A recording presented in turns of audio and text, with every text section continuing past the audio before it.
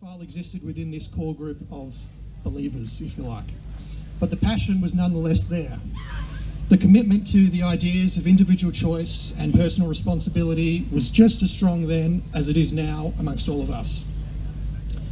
I can remember volunteering at the 2016 federal election and standing in the pouring rain and freezing wind near Melbourne Town Hall, and I was the lone Liberal Democrats volunteer amongst a sea of blue, red, and of course green. I can remember David and I as candidates in 2018 attending a pre-poll in Cranbourne when the idea of an army of supporters and volunteers to help us do this sort of thing was just nothing more than a fantasy.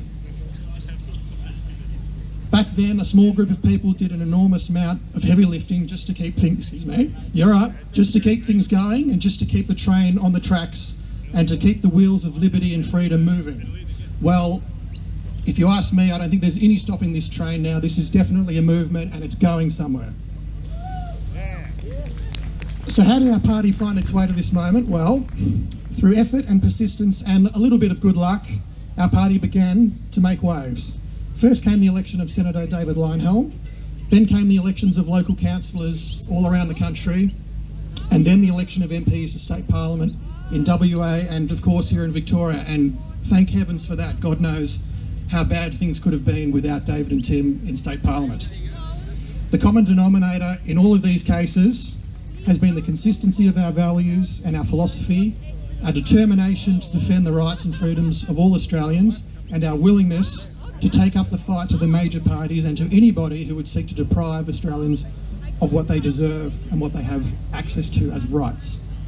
This was true before the pandemic. It's absolutely been true during the pandemic, as many of you will know, and that's why you're here. And it will remain the case so long as we all remain committed to the cause. We now boast a supporter base and an organisation that is the envy of any party, big or small, enthusiastic, ready and raring to go. And as I understand, many of you have already got started, pounding the pavements, handing out leaflets, proudly displaying signs and corflutes, and spreading the message on social media. It is this enthusiasm and people power that will see our party reach heights that we could have previously only dreamed of. It's a special and rare thing when you go somewhere that you've never been before and it straight away feels like home. I felt that all those years ago when I joined, and I know that all of you do as well. This may feel like something of a high point or the crest of a great wave, but it is not. This is just the start of the next chapter in our party's great history. Bear with me one moment. We fought the good fight in council chambers, in state parliaments, in the Senate, and as many of you know, we also fought the good fight this week at the High Court of Australia, defending our name and our right to exist as a party under the name the Liberal Democrats. Rest assured, we will continue to fight in Canberra after this election too, because the Lib Dems are the only party that you can always rely on to defend and fight for your freedoms. And I've also been asked, given that we're not just a freedom party, but we're also a capitalistic party, many of you will see the merchandise tent over there. There's also the opportunity to donate. None of this stuff just happens for free. A lot of people think things just happen for free. It does not happen for free. Please dig into your pockets, whether it's $5, $10, $50 or $1,000, we don't mind. Give to the party and the party will give you so much back in return. Thank you everyone, have a great day.